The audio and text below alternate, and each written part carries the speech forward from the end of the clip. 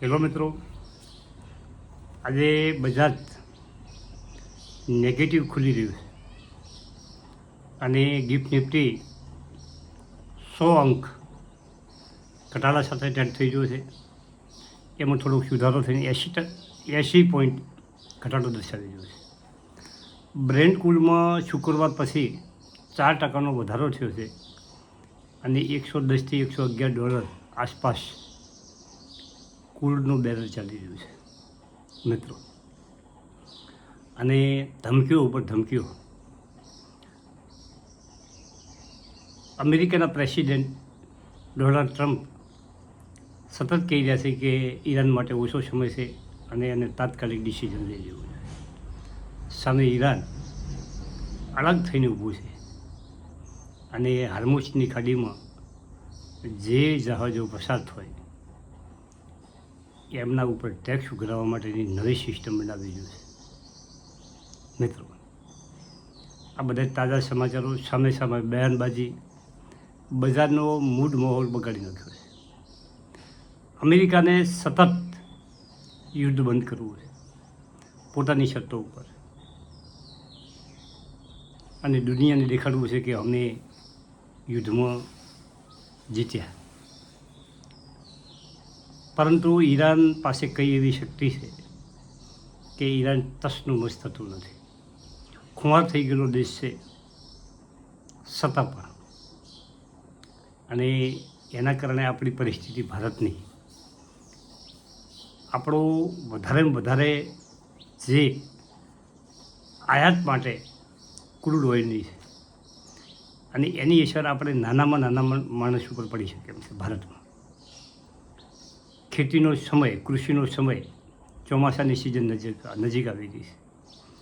ખેડૂતોને અત્યારે ટ્રેક્ટર માટે ખેતરને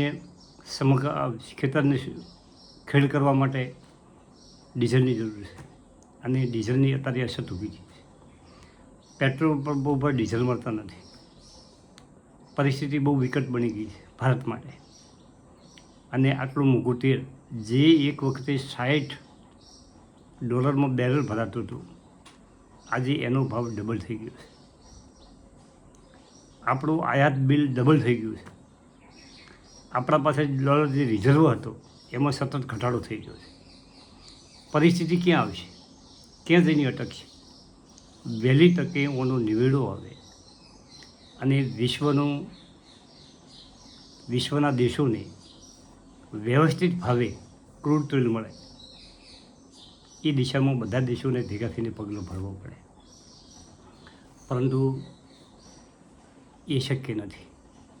ઈરાન પોતાની રીતે અલગ છે અને અમેરિકા સતત એના ઉપર દબાવ લાવી રહ્યું છે, પણ એ દબાણની કોઈ અસર દેખાતી નથી. પુતિન સાથે અમેરિકાએ ઘણી વાતો કરી નાખી, ચીનમાં રૂબરૂ જઈ આવ્યા, પરંતુ એનો કોઈ હલ નીકળતો નથી. આ બે વિશ્વના જે દેશો છે રશિયા અને ચીન, એ બંને કદાચ ઈરાનને સમજાવી શકે, એની તરફેણમાં વાત કરી શકે. અને ચોથો દેશ છે અમેરિકા. અમેરિકા સામે ઊભો છે. અમેરિકાને કોઈ કહેવાવાળું નથી. આ બધા જ કારણો ચાલી રહ્યા છે. પરંતુ હવે બજારમાં આપણે શું કરવું? બજારમાં આપણે એ કરવું જોઈએ કે ધીરજ રાખવી જોઈએ. આ પરિસ્થિતિમાં લેવાનું વેચવાનું બિલકુલ બંધ કરી દેવું જોઈએ મિત્રો. સમય જતો નથી રહેતો, પણ ખોટા સમયે લીધેલો શેર આપણને નુકસાન કરાવી શકે છે. આપણો પોર્ટફોલિયો નીચે જઈ જાય. હવે તમે આવી અફરાતફરીમાં કોઈ શેર તમારા નુકસાનમાં વેચી મારો અને કાલે ઉઠીને બજાર સુધરવા મળે, આ પરિસ્થિતિ થાળે પડે તો તમને અફસોસ છે. અને પરિસ્થિતિ ઓના કરતાં વધારે વિકેટ થાય અને એ નીચે જાય તો લેવાનો તમારો માર્ગ ખુલે. તો આ પરિસ્થિતિમાં શાંત રહી અને કાંઈ પણ કર્યા વગર પરિસ્થિતિ ઉપર નજર રાખવી જોઈએ. મારું આવું તારણ છે કે આ બજારમાં ક્યાંય કૂદી ના પડાય. કોઈ શેર લઈ અને મૂકી ના રાખાય. આધી બજારમાં રાહ જોવી પડે. આધી બજાર કદાચ ઘટે કોઈ કારણો છે. ગ્લોબલ સંકેતો ઉપર આખા વિશ્વના શેર બજારનો આધાર રહેલો છે. અને ભારત માટે કેમ આ તકલીફ છે એનું મેઇન કારણ છે ક્રૂડ તેલ. જો આપણા દેશમાં ક્રૂડ તેલ નીકળતું હોત, આપણે કોઈની હાડાબારી ન હોય અને આટલા બધા ઊંચા ભાવ વધ્યા હોય ને કદાચ આપણે નિકાસ કરતા હોત તો આપણી સમૃદ્ધિની થોડું ઉડતી હોત.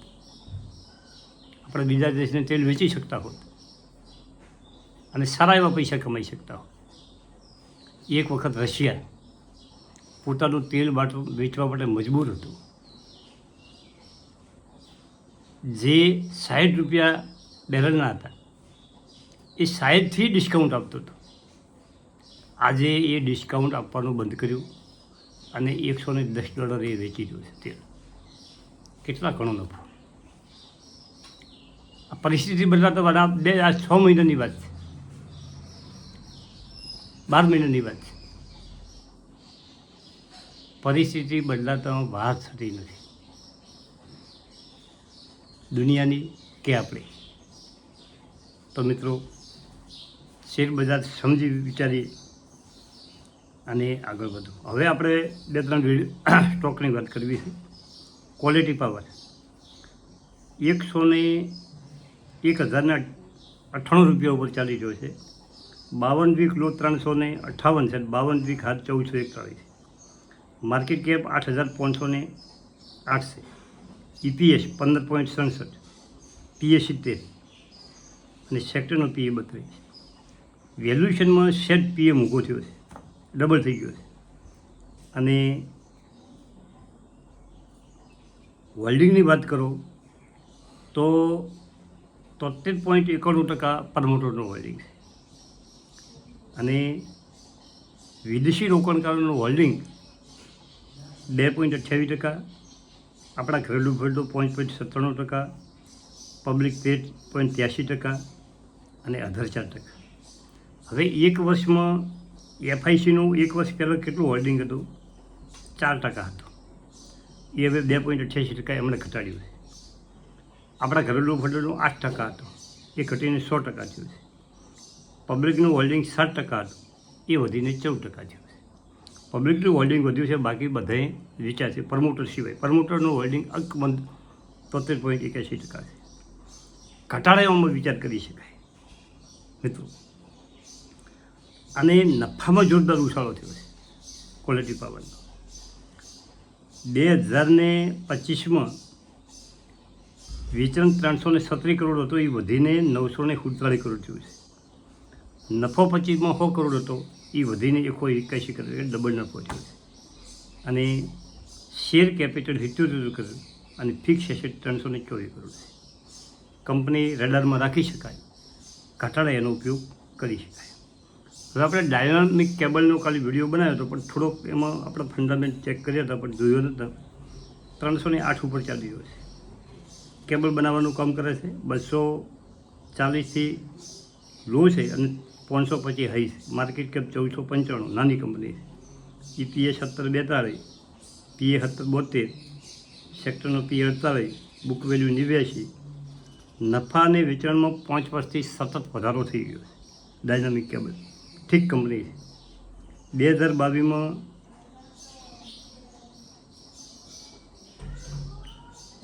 505 વર્ષથી સતત નફા અને વેચાણમાં વધારો છે મિત્રો. અને કંપની તમારા રડારમાં તમે રાખી શકો છો.